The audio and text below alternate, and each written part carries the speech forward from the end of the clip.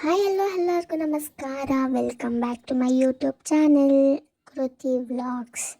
ನಾನು ನಿಮ್ಮೆಲ್ಲರಿಗೂ ಇವತ್ತು ಒಂದು ಹೊಸ ಸ್ಕಾಲರ್ಶಿಪ್ ಬಗ್ಗೆ ಹೇಳ್ತಾ ಇದ್ದೀನಿ. ಅದ್ಯಾವುದು ಅಂದರೆ NSP ಅಂದರೆ ನ್ಯಾಷನಲ್ ಸ್ಕಾಲರ್ಶಿಪ್ ಪೋರ್ಟಲ್. ಈ ಸ್ಕಾಲರ್ಶಿಪ್ ಈಗ ಓಪನ್ ಆಗಿದೆ ಫಾರ್ ದ ಅಕಾಡೆಮಿಕ್ ಇಯರ್ 2024 ಮತ್ತು 25.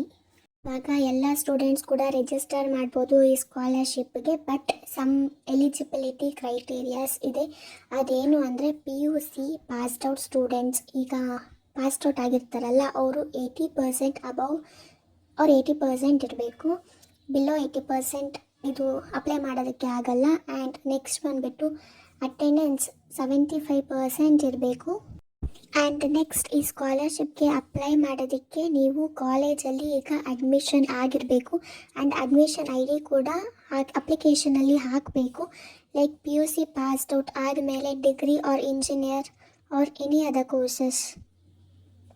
And the last thing is ಈ ಸ್ಕಾಲರ್ಶಿಪ್ ಅಪ್ಲೈ ಮಾಡೋದಕ್ಕೆ 31st ಆಗಸ್ಟ್ ಲಾಸ್ಟ್ ಡೇಟ್ ಆಗಿರುತ್ತೆ.